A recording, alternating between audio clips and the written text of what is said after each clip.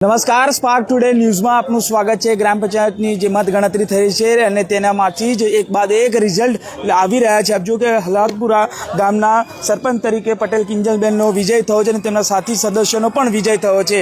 આપ જુઓ કે તમામ લોકોમાં ઉત્સાહ જોવા મળી રહ્યો છે। તમામ અત્યારે જ્યારે પણ મતદાન હતું ત્યારથી જ તેઓ કહેતા આવ્યા છે કે હવે મારે ગામનો વિકાસ કરવો છે। સાથે જે પ્રકારે ગામનો વિકાસ જે રૂંધાયો હતો તેને આગળ લઈ જવાની વાત હતી, ત્યારે હવે તેમનો વિજય થયો છે। તેમની સાથે સીધા વાત કરવા પ્રયત્ન કરીશું। કિંજલબેન, એ દિવસની વાત આજે પણ યાદ છે?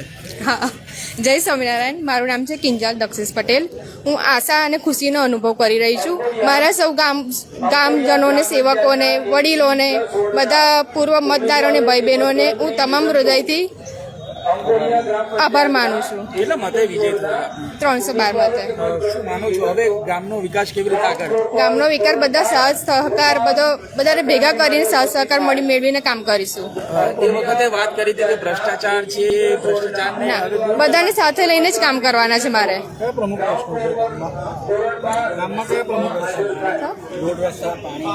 રોડ, રસ્તા, પાણીનો, લોકોને જવા રહેવાની સામાન્ય લોકો છે એ લોકોની વ્યવસ્થા કરી આપીશું। 2.5 વર્ષના વહીવટદાર શાસન બાદ હવે વિકાસ કેવો બનતો બનશે? સરસ બને છે। લોકો સપોર્ટ જેમ જેમ કરશે એમ કરતા રહીશું અને બધાનો સાથ મેળવતા રહીશું અમે લોકો। બિલકુલ, આપ જો કે સાથી સદસ્ય છે તેમની સાથે પણ વાત કરીશું। બેન, શું કહેશો? એ દિવસે આપે પણ કહ્યું હતું કે ગામનો વિકાસ કરવા માટે અમે એવું?